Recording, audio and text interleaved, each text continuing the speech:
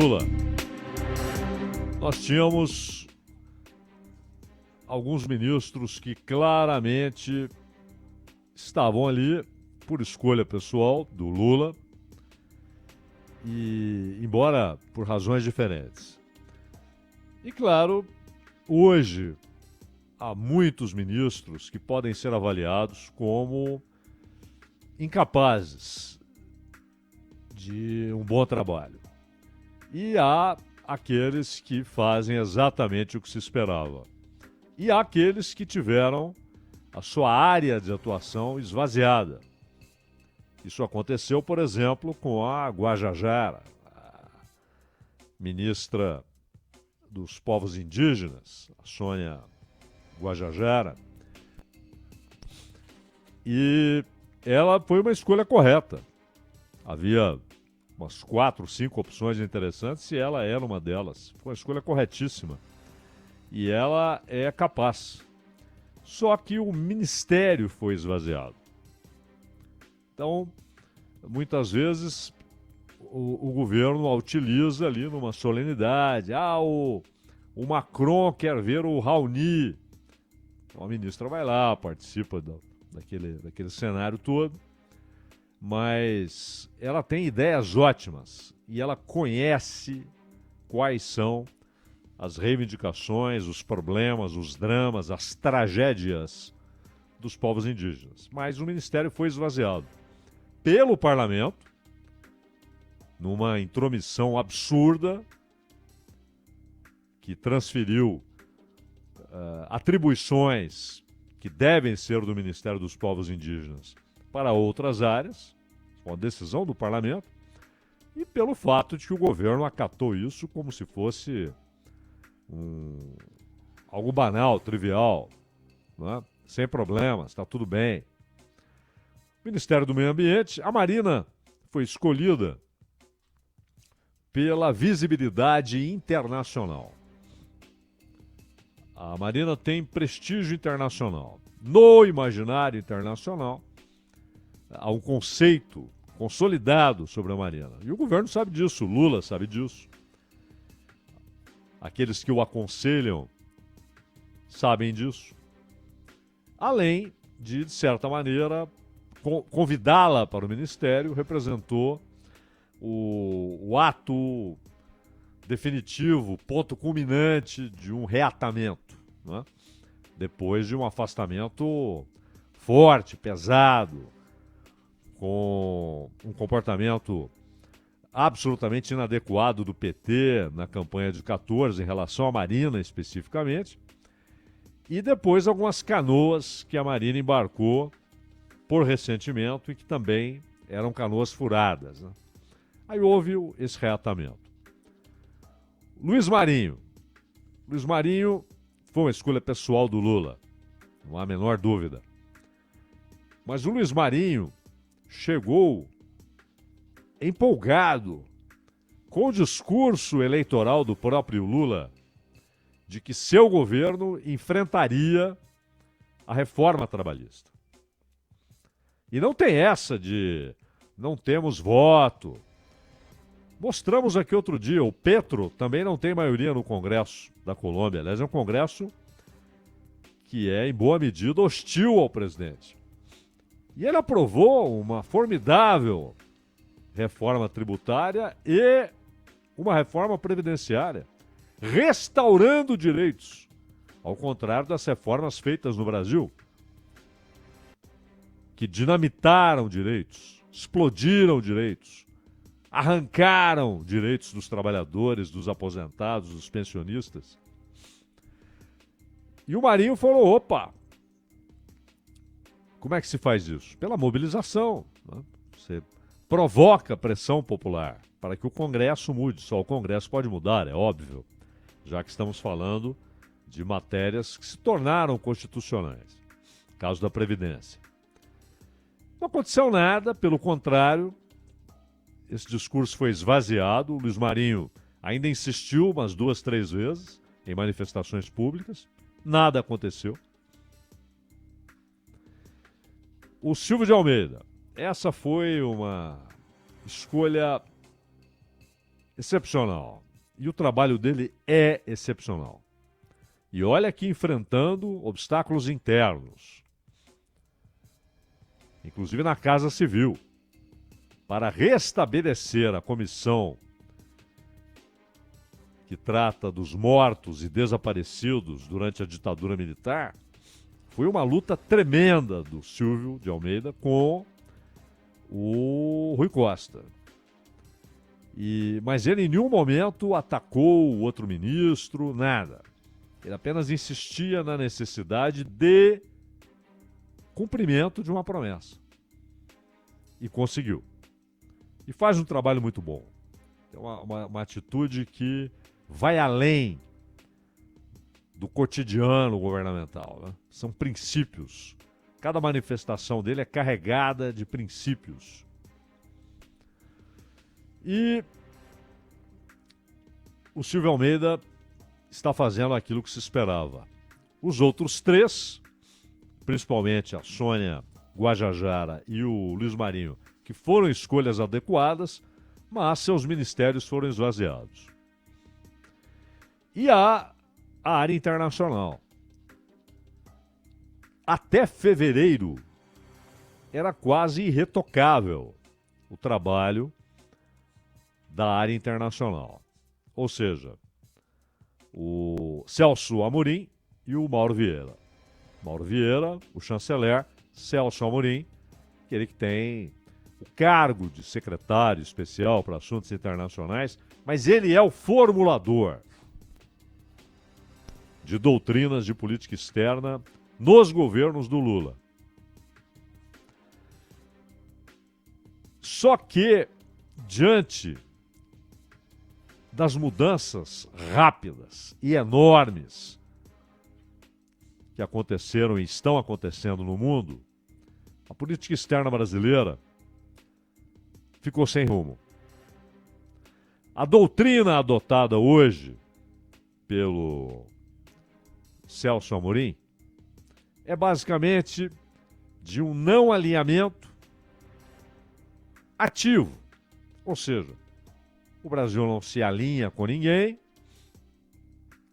mas tem participação nas discussões dos problemas mundiais e dos conflitos.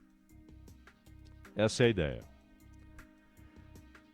Mas até fevereiro deste ano, a política externa respondeu muito bem às principais questões internacionais.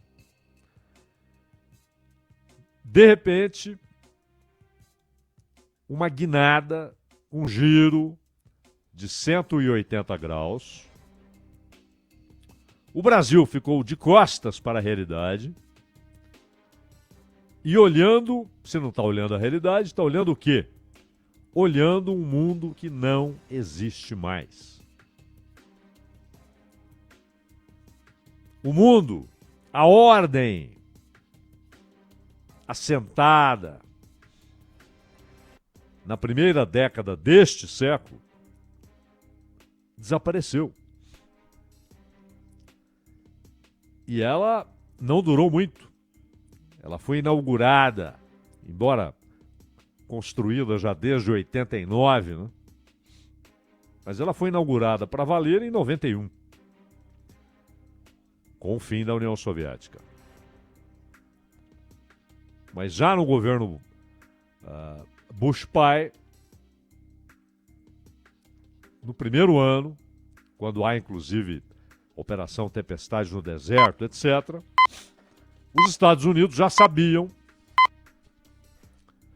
que a União Soviética estava entrando em colapso por tremendos erros colecionados pelo Mikhail Gorbachev e pelo efeito dominó que houve no leste europeu. E começou a definir mais fortemente uma doutrina já antiga de hegemonia. Porque de 45 a 91, o mundo tinha dois grandes sistemas. Um comandado pelos Estados Unidos, o outro pela União Soviética. Esse foi o mundo que emergiu da Segunda Guerra Mundial. depois de derrotado o nazifascismo e depois de derrotado o exército imperial japonês, vencidas Alemanha e Itália e vencido o Japão, os Estados Unidos, pisando sobre os escombros de uma Europa devastada, emergem como principal potência econômica do mundo. Estabelece mecanismos para a realização daquele sistema vertical, estabelece as pontes para dominar a Europa, Plano Marshall, presença militar, controle político. Houve alguma resistência com De Gaulle. De Gaulle chegou a remover a França dos exercícios militares e da organização militar da OTAN, ficando apenas como um participante político. Mas, depois a França também se submeteu. Uma Europa submetida e hoje, como nunca, né? Hoje já não é uma submissão, é vassalagem, né? São os estados vassalos da Europa. O próprio Japão hoje é um estado que paga tributos políticos, ideológicos aos Estados Unidos, para horror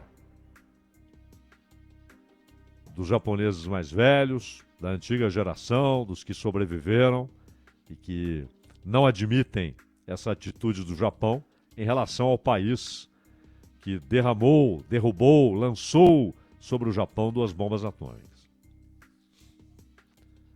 Mas era e é vertical. É uma política imperial. Não é que os Estados Unidos amam essa verticalidade e apreciem essa vassalagem que também chega à Oceania, à Austrália, à Nova Zelândia. Não é isso. É que essa é a lógica de um sistema imperial, a verticalidade. E o outro sistema também era vertical. Então, Romênia, Bulgária, Polônia, Alemanha Oriental, Tchecoslováquia, Hungria, sujeitos à União Soviética. A China, por um período, sim, ainda quando Stalin estava vivo, ele morreu em 53, menos de 4 anos depois da Revolução Chinesa. A Revolução Chinesa foi em outubro de 49, ele morre no primeiro semestre de 53. E havia os países que lutavam contra o colonialismo europeu na África e que até por essa agenda comum anticolonialista se aproximaram muito da União Soviética, mas não estavam integrados a essa ordem. E no meio dos anos 50 surge o movimento dos não alinhados. A ideia é óbvia, né? Ela está explícita no próprio nome do movimento. Não está com ninguém. Quer negociar com os 2 blocos, quer ter relações diplomáticas, políticas, comerciais, econômicas, financeiras com os 2 blocos, mas não quer aderir a nenhum dos 2. E mais de 100 países, que ainda existe o movimento dos não alinhados, ainda existe. Mas de todos eles, só um de fato permaneceu não alinhado o tempo todo: a Iugoslávia. Só.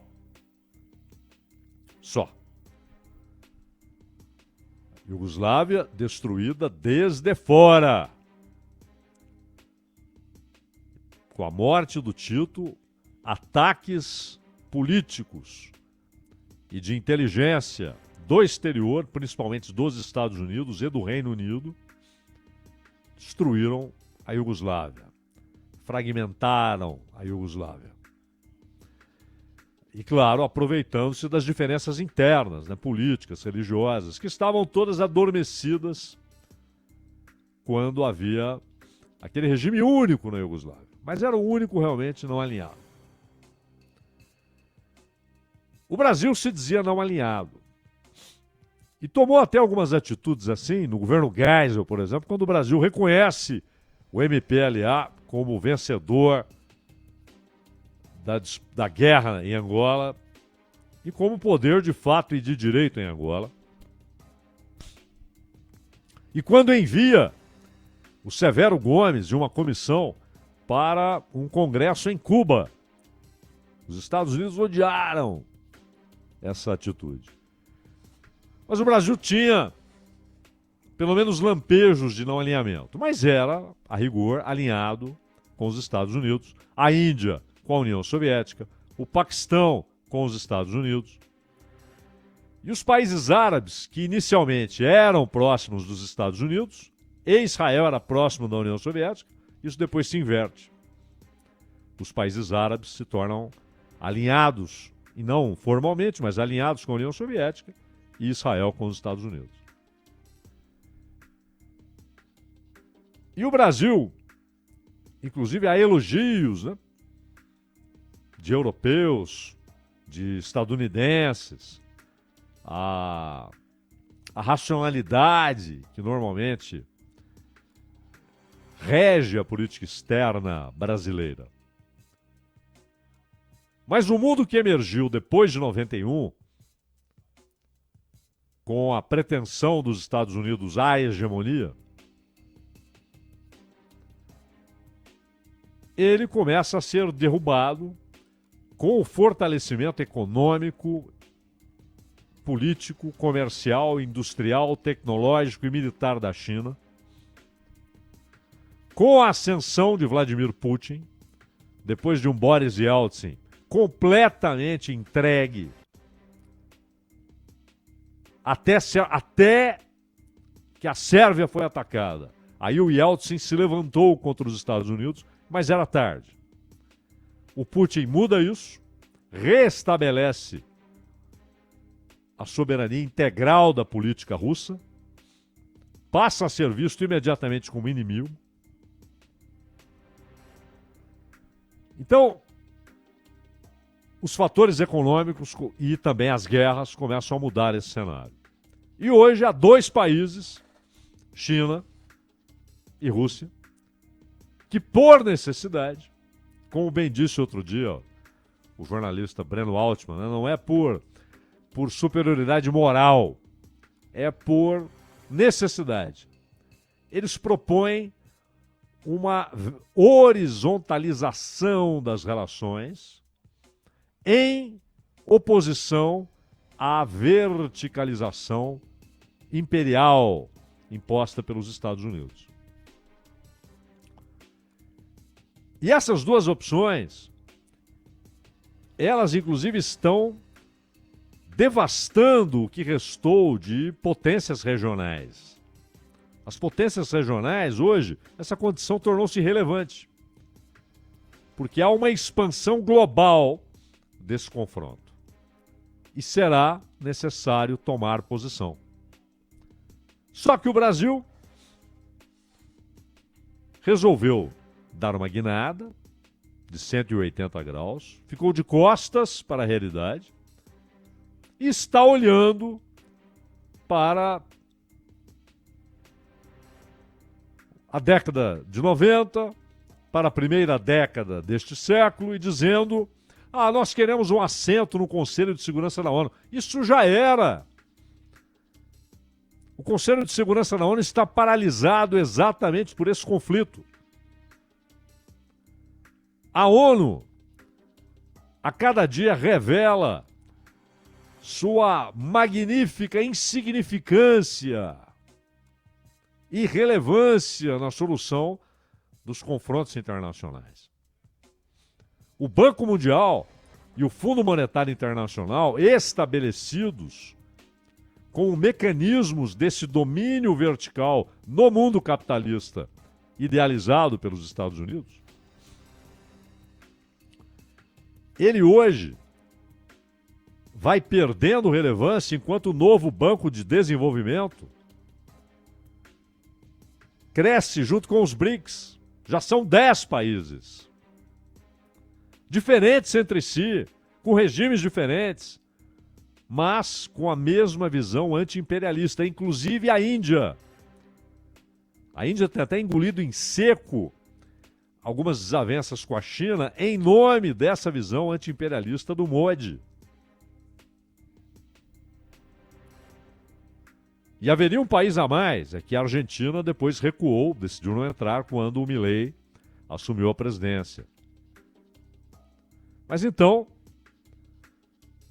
o Brasil ainda está olhando, não, nós queremos um assento no Conselho de Segurança da ONU e nós queremos que o Brasil seja visto como o mediador. Um mediador confiável nos conflitos internacionais. Isso acabou. Isso acabou. O que está acontecendo na Ucrânia não é uma guerra por territórios na Ucrânia. É uma guerra entre a OTAN e a Rússia. Não é uma guerra entre a Ucrânia e a Rússia. Os confrontos cada vez maiores entre China e Estados Unidos não são ocasionais, circunstanciais, questiúnculas comerciais que podem ser resolvidas. Até porque a OMC também entrou em irrelevância, em estado de irrelevância. Essa é uma tensão crescente. É uma tentativa de esvaziar ao máximo o poder econômico do outro, enxergando o inevitável confronto militar. E a política externa, com dois sujeitos muito competentes, mas que também estão atados pelo governo. O Mauro Vieira e o Celso Amorim estão atados. E são obrigados a tentarem construir alguma política que só faria sentido em um mundo que não existe mais, meu caro Ronald Gimenez. Este é o Bandeirantes Acontece, já já o tema de